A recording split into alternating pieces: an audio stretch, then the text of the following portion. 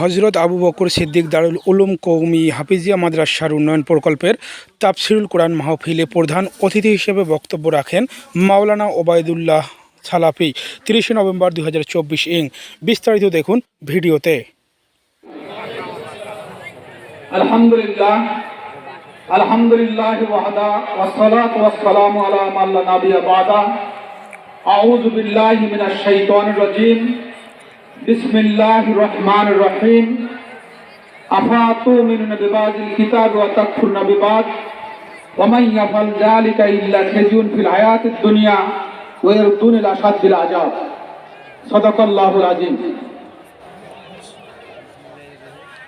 আবু বকর সিদ্দিক দারুল উলুম হাফিজিয়া মাদ্রাসা কর্তৃক আয়োজিত আজকের এই তাফসিরুল কোরআন মাহফিলের সম্মানিত সভাপতি,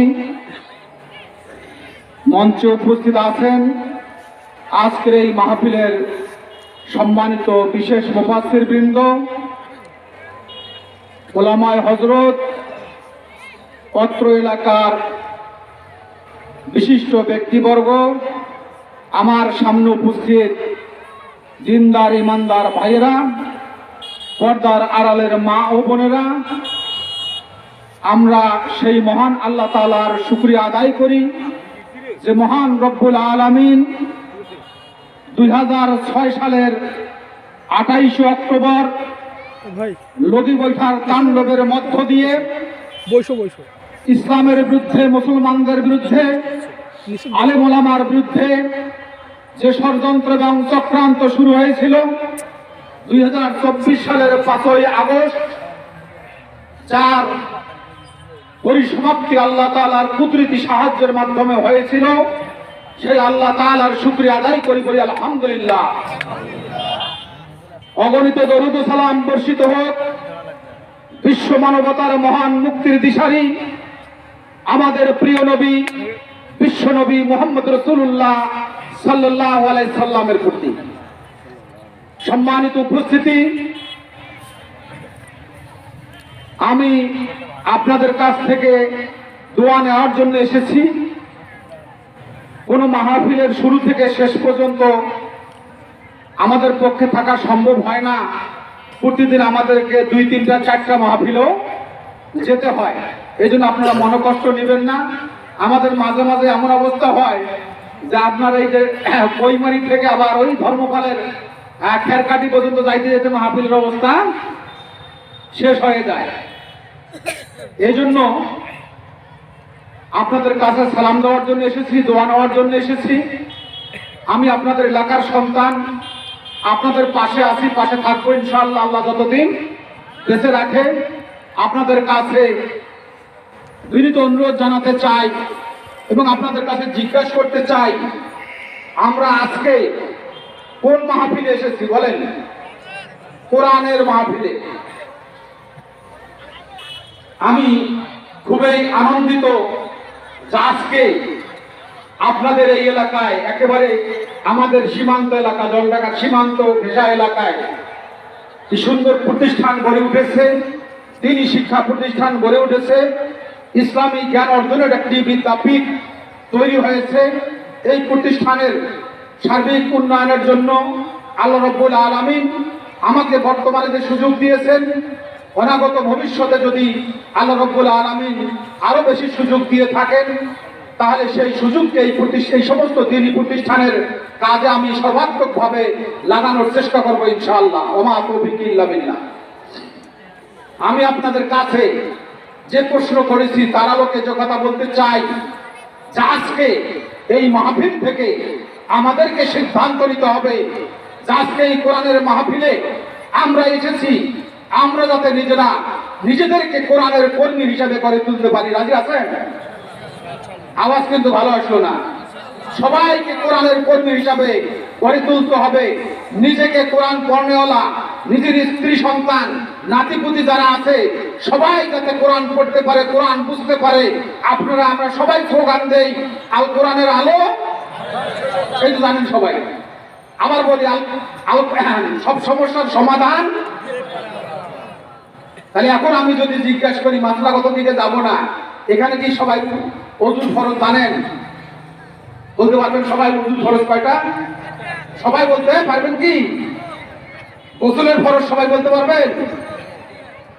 তাহলে আজকে যে মানুষটার বয়স 70 বছর, উনি যদি এরকম গোসলের ফরজ না জানে, তাহলে উনি কোন অবস্থায় আছে হুজুর এখন পর্যন্ত? পাক পবিত্র অবস্থায়। উনি যদি মারা যান, কি অবস্থায় মারা যাবেন? গোসল ফরজ, সেটা যদি আমি ফরজ নিয়মে আদায় করতে না পারি, তাহলে কি সালাত হবে? ওযু হবে? নামাজ হবে? কারণ প্রথম হলো কি পাক? হ্যাঁ, শরীর পাক হইতে হবে। এরকম আরো অনেকগুলো বিষয়, সেদিকে যাব না। সেজন্য এই প্রতিষ্ঠান গড়ে উঠেছে। আমাদের যাতে শেখার সুযোগ আছে শেখার চেষ্টা করব। বিশেষ করে আমাদের সন্তান সন্ততি নাতি নাতনি যারা আছে তাদেরকে কোরআনের কর্মী হিসাবে গড়ে তুলতে হবে। তবে এই সমস্ত বিষয় থেকে তারা কিভাবে পরিত্রাণ পাবে, মুক্তি পাবে, যে ব্যক্তিগত, পারিবারিক, সামাজিক জীবনের সকল সমস্যা সমাধানের জন্য আজকে আমরা কোরআন থেকে যদি আমাদের সমস্যা সমাধানের পথ খুঁজে না পাই, তাহলে আমাদের কোনোদিন ব্যক্তিগত, পারিবারিক, সামাজিক উন্নতি, অগ্রগতি, পরকালীন সাফল্য, নাজাত আশা করা যায় না, শুধু স্লোগানেই থাকবে। আমি দ্বিতীয় যে কথা আপনাদের কাছে বিনীতভাবে অনুরোধ জানাতে চাই, আজকে আমাদেরকে এই মাহফিল থেকে আরো সিদ্ধান্ত নিতে হবে। এই মাহফিলের মাধ্যমে আমাদেরকে চূড়ান্ত সিদ্ধান্ত নিতে হবে। বিগত 17 বছর ধরে তাদের দুঃশাসনের কারণে কোরআনের মাহফিল করতে দেওয়া হয়নি। আলেমুল আমাদের হাতে হ্যান্ডকাপ পেয়েছিল, এরকম সুন্দর আয়োজন নিমিষেই তছনছ করে দিয়েছে প্রশাসনের লোকজন এসে দিয়েছে কিনা? এই কোরআনের দুশ্মন, ইসলামের দুশ্মন, রাসূলের আদর্শের শত্রু, মুসলমানদের দুশ্মন, দিনদার ইমানদার আলেমুল আমাদের যারা বরদাস্ত করেনি, সেই দুঃশাসনের জাটা করে ইসলামী আন্দোলন নেতাকর্মীদেরকে নির্যাতন নিষ্পেষণের মাধ্যমে যে অবিচার অত্যাচার চালানো হয়েছিল, সেই কুফরি শক্তি, তাগুতি শক্তি যাতে এই বাংলার মসনদে আর ক্ষমতায় আসতে না পারে, সেজন্য আমাদেরকে সোচ্চার ভূমিকা পালন করতে হবে। রাজি আছেন তো ইনশাআল্লাহ? ইনশাআল্লাহ। এজন্য আমি আপনাদের কাছে উদাত্ত আহ্বান জানাতে চাই যে আসুন, আজকের এই আগামীর বাংলাদেশ যাতে কোরআনের বাংলাদেশ হয়, আগামীর রাষ্ট্র ব্যবস্থা যাতে ইসলামী রাষ্ট্র ব্যবস্থা হয়, আগামীর পার্লামেন্ট যাতে কোরআনের পার্লামেন্ট হয়, সেজন্য আমাদেরকে ব্যক্তিগতভাবে, পারিবারিকভাবে, সামাজিকভাবে ঐক্যবদ্ধ ভূমিকা পালনের মধ্য দিয়ে আজকের এই বর্তমান ফ্যাসিবাদ, যাকে আমরা দীর্ঘ 15 বছর 17 বছর ধরে দেখেছি, সেই ফ্যাসিবাদ যাতে আর মাথা ছাড়া দিয়ে উঠতে না পারে, সেজন্য আমাদেরকে সিদ্ধান্ত নিতে হবে। এবং আজকে বাংলাদেশকে নিয়ে যে গভীর ষড়যন্ত্র চলছে, চক্রান্ত চলছে, সেই ষড়যন্ত্র এবং চক্রান্তকে প্রতিহত করার জন্য শপথ নিতে হবে। যারা আগামীতে আবার কোরআনের মাহফিল, এই ইসলামী জলসা বন্ধ করার নানামুখী পায়তারা করছে, বিশেষ করে হিন্দু ভাইদের কাছে প্রতি অনুরোধ জানাতে চাই, আজকে ওই তথা কথিত ইসকনের নামে আমি হিন্দু ভাইদের কাছে বলতে চাই, জিজ্ঞাসা করতে চাই, যখন ওই ঢাকার রাজপথে প্রকাশ্যে দিবালোকে আজকে ওই কি নাম ধরো না ওই যে হিন্দু ছেলেটা মারা গেল, বিশ্বজিৎকে যারা নৃশংসভাবে কুপিয়ে হত্যা করেছিল, সেদিন ইসকনের লোকজন কোথায় ছিল? যেদিন ঢাকার রাজপথে বাবু কয়েশ্বর চন্দ্র রায়, বিজয় চন্দ্র রায় এবং নিপুণ রায় চৌধুরীকে নৃশংসভাবে পিটিয়েছিল, মাথার রক্ত ঝরে দিয়েছিল রাজপথে, সেদিন এই হিন্দু ভাইরা কোথায় ছিল? তখন কথা বলেন নাই কেন? কি ঠিক বললাম না ভুল বললাম? আজকে আপনাদের কিসের মায়া কান্না? আজকে কাদের জন্য মায়া কান্না?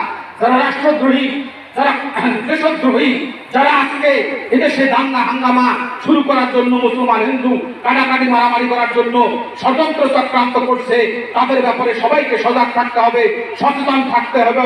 এই ফ্যাসিবাদ যাতে আর বাংলাদেশে মাথা ছাড়া দিয়ে উঠতে না পারে, যারা আজকে বাংলাদেশে শুধু নয় গোটা বিশ্ব থেকে বিতাড়িত হয়েছে, আজকে যারা নিজেরাই দেশ ছেড়ে পালিয়েছে, যারা আল্লাহ রাব্বুল আলামিনের বিচারের কারণে দুপুরের খাবার পর্যন্ত খাইতে পারে নাই, এক কাপড়ে দেশ ছেড়ে পালিয়ে গেছে, আজকে আজকে তারা যাতে আগামী দিনে বাংলাদেশে ষড়যন্ত্রের মাধ্যমে, চক্রান্তের মাধ্যমে, দুর্বিসন্ধির মাধ্যমে, কূটকৌশলের মাধ্যমে তৌহিদ জনতার কণ্ঠ স্তব্ধ করার যে ষড়যন্ত্র চলছে, সেই ষড়যন্ত্র আর এদেশের মাটিতে আমরা আর বাস্তবায়ন হতে দেব না, দেব না আল্লাহ।